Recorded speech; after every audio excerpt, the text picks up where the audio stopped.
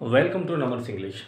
प्यारे दोस्तों, आज हम सीखते हैं स्ट्रक्चर ऑफ द सेंटेंस, यानी कि जुमले की बनावट। काफ़ी स्टूडेंट्स जो होते हैं वो उनको जो बेसिक सेंटेंस पढ़ने में तो दुश्वारी नहीं होती, यानी कि उसको बच्चे को या स्टूडेंट्स को समझने में दुश्वारी होती है या ट्रांसलेशन करने में दुश्वारी पेश आती है। वो ये होती है कि उनको पता नहीं चलता कि सेंटेंस तो हमने पढ़ लिया है, मगर इसको हम तर्जुमा करें या समझें या जहन में उसको रखें तो उसका क्या ये रूल क्या है, इसमें क्या चीज़ आ जाती है, बेसिक कौन कौन सी चीज़ें होती है। जैसे ट्रांसलेशन करने वाले बच्चे जो होते हैं उनको ज़्यादा यानी कि परेशानी का सामना यानी करना पड़ता है। तो आइए हम सेंटेंस को समझ लेते हैं बेसिक से, ताकि जो तर्जुमा करते हैं बच्चे वो सिंपली ये चीज़ें समझ सकें। स्ट्रक्चर ऑफ सेंटेंस में हम सबसे पहले उर्दू और हिंदी दोनों का हमने हल निकाला है। जो भी सेंटेंस हम लिखेंगे बेसिक, जो भी जिसका ट्रांसलेशन करना होता है हमें, वो हम लिखेंगे रोमन में, ताकि इन दोनों लैंग्वेजेस के स्टूडेंट्स को अच्छे से समझ में आ सके। यहाँ पर हम लिखते हैं ये न्यूज़पेपर पढ़ रहा है।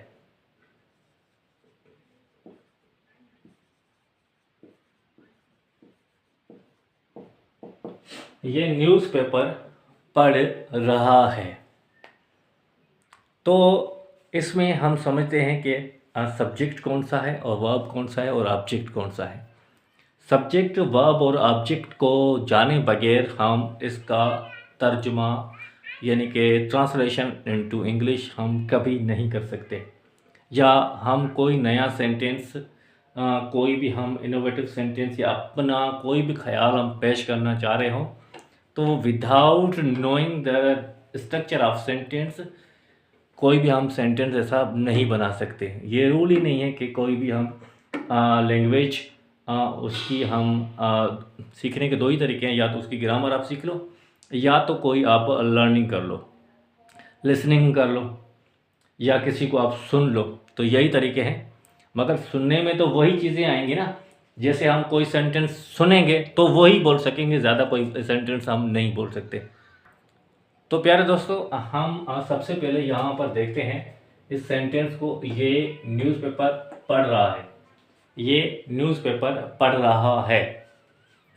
ये न्यूज़पेपर पढ़ रहा है। पूरा सेंटेंस हमने 3 बार पढ़ लिया है।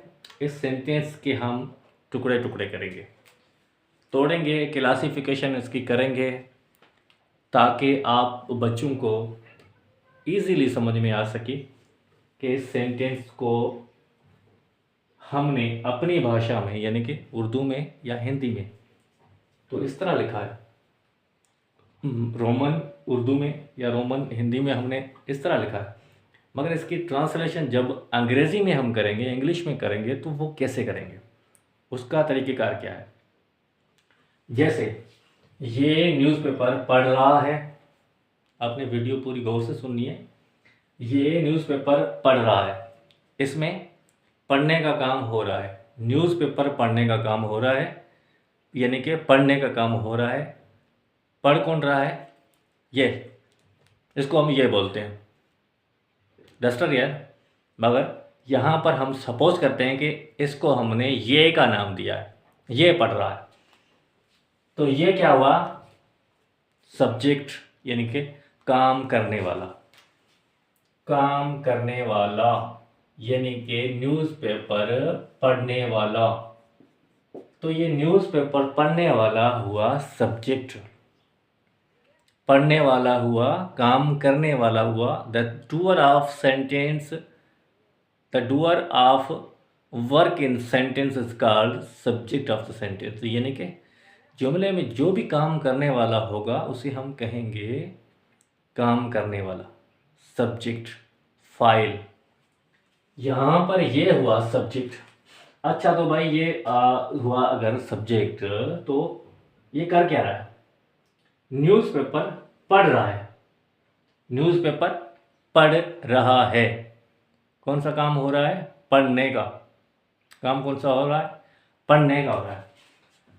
ये न्यूज़पेपर पढ़ रहा है, पढ़ रहा है। कौन सा काम हो रहा है? पढ़ने का। काम को हम क्या बोलते हैं? वर्ब। काम को हम बोलते हैं वर्ब। कोई भी काम, उठना, बैठना, लिखना, पढ़ना, आना, जाना, खाना, पीना, सब होते हैं काम। तो पढ़ना भी हुआ काम। काम को हम बोलते हैं verb. Verb is called the action और स्टेट, यानी कि जुमले में जो भी काम होगा, काम किया जाएगा, वो कहलाएगा वर्ब। तो भाई ये हुआ सब्जेक्ट और ये हुआ वर्ब। बाकी क्या बचता है? न्यूज़पेपर। सेंटेंस को हम फिर से पढ़ते हैं। ये न्यूज़पेपर पढ़ रहा है। ये न्यूज़पेपर पढ़ रहा है। तो ये सब्जेक्ट हुआ, न्यूज़पेपर पढ़ रहा है। पढ़ रहा है तो हुआ वर्ब।